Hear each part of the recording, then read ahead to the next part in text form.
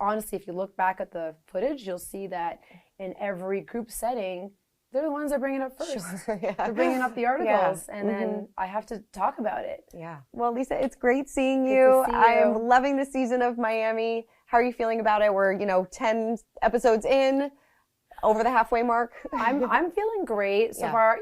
Every time I get the episode, I'm worried, but I was there, so I know what happened. But yeah, I'm really enjoying the season. I think everyone else is responding to it well. Sure, yeah. And like you said, you're watching it as a fan as well, so you don't know what happens in confessionals and things like that. Right. So what has surprised you the most about what has somebody said that took you off guard? Well, there's a lot. This year have a little more conflict with the ladies. Last year, I really just had conflict with my soon-to-be ex. So that's different. Yeah. Because now I'm kind of fighting more than just one battle, multiple. Sure. A big battle and a few mini battles. Yeah, small little grenades here or there. And one of them with Alexia. Did that take you by surprise that so many people were so invested about your financial situation? And, did that... I just don't think it's anyone's business about what is in my bank account. I mean, I get it. They're reading things, or they have apparently they have Google alerts on me, and they're reading it instead of coming to me, picking up the phone. Yeah. Like if it was me, I would do that. I would pick up the phone and say, "Hey, friend, what's going on? Is there anything I could help you with?" Instead, they kind of came united and discussed my finances without talking to me first, without knowing the situation, and a lot of other things they said that I feel should not be discussed. Like amongst publicly, first of all, that's something they should come to me first, involving like legal stuff. That's really, they should know better. A lot of them have been themselves through legal lawsuits and whatnot, so they should really know to kind of be careful about what they say. Watching it back, do you feel like it did come from a place of concern and wanting to be there as your friend? Yes, but I think they could have handled it differently. I would not have handled it like that myself, especially when I invited them to Palm Beach to help celebrate the launch of my perfume, the making of my perfume, my new endeavor. Like they were there to support me, and it should have been about that, not a sort of interrogation. At my dinner that I spent a lot of time planning. I didn't have to bring all of them. I could have done it on my own, and then it turned into this interrogation. Yeah. Did it leave? Obviously, it left a bad taste in your mouth. But did it put something in your head? Yeah, you were shocked. I was shocked, but I tried to maintain my composure. And then the next time I saw them, after I went home, I was thinking about what happened, just going over and over what each lady had said, and it didn't sit right with me, and I wanted to confront them. And do you feel like you got your point across, especially at the Marisol's party? Not exactly. It was because Anna was there, so that kind of took center stage. Sure, of course. So I really didn't get my point across, and I got a little in my emotions. I was, I just had found out that my ex was trying to get custody of my kids. I was very emotional, and just all the things they were saying, it just upset me, because here I am fighting for my children and custody and being accused of crazy things like abusing prescription drugs, which is not true at all. Of course. Just to set the record straight. So I was just dealing with a lot in my life outside of the women. How did you approach this season differently, if you did at all? Since last season was obviously your life blew up, and this season you're dealing with those repercussions of it and trying to navigate your way through this. So how did you change as a person from last season to this season? Oh my God, I mean, a year does so much. You can heal so much. Like time really does heal all. I was in a very bad place. What was it? Over a year and a half ago. It was one of the lowest times in my entire life.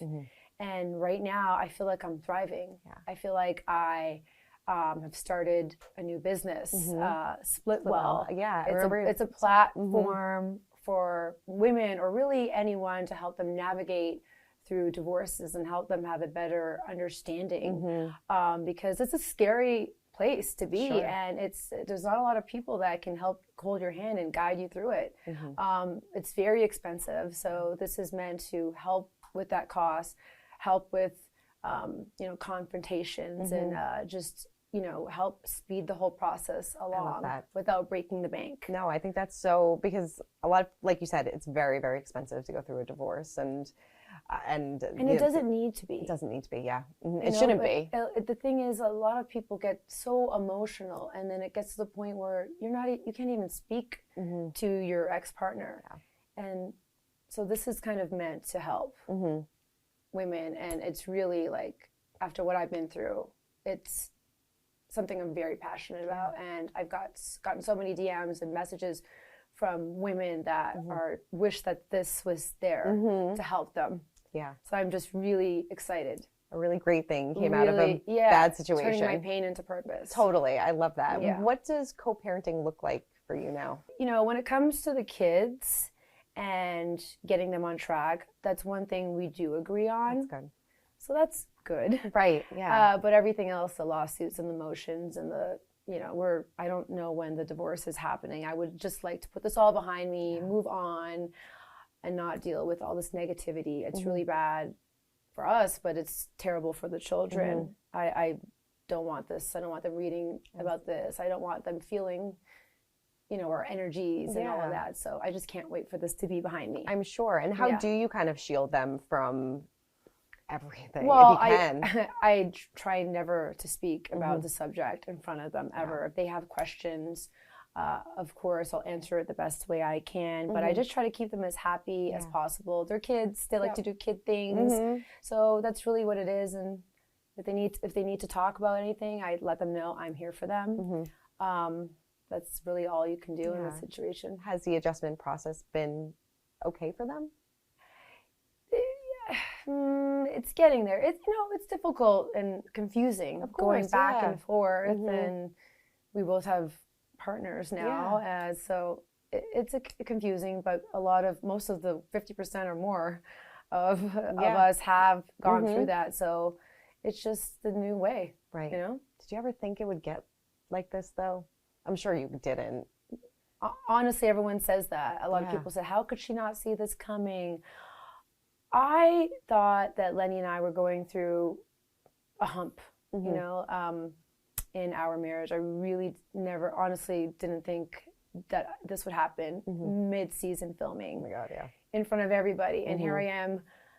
What do? I have to film tomorrow. I don't even know how to explain this. I was trying to hide it for a week. And then, of course, how can you hide something like that? It's impossible. I mean, I'm a reality star person. I'm not an actress. Sure, yeah. So I couldn't, this is your life. I don't even think an actress could hide that, No, totally. But, so it was all a surprise to me, and I'm just literally dealing with it. This is my reality, and I know that I've had some backlash from the women that Lenny, that I'm talking about Lenny all the time, but it's just my reality. It's your life, It's my life, and honestly, if you look back at the footage, you'll see that in every group setting, they're the ones that bring it up first. Sure, They're bringing up the articles, and then I have to talk about it. Yeah. I have to, say my piece. Right. And that's your friend group, too. That's the people that you talk to about what's going on in your life. I should be able to. It's up to me when I want to. When I'm over it, I'm over it. But I'm dealing with it every single day. And a lot of my friends outside of the show, they have no problem with me talking to them about the real problems that I'm facing in my real life. Are you hopeful that within the next few months this may wrap up? I would love that. That would be amazing. Yeah. I would love to put this all behind me. This has gone on way too long. That's my hope. That we can maybe one day be cordial. I was going to say, are you hopeful maybe one day that this you can, I'm sure you're not going to all sit around and break bread, but like you can all just be in a good spot or a healthy spot. I would love that. And I really hope that for my children, I think the most important people in this whole situation are my kids. And that's what I want for them. Yeah.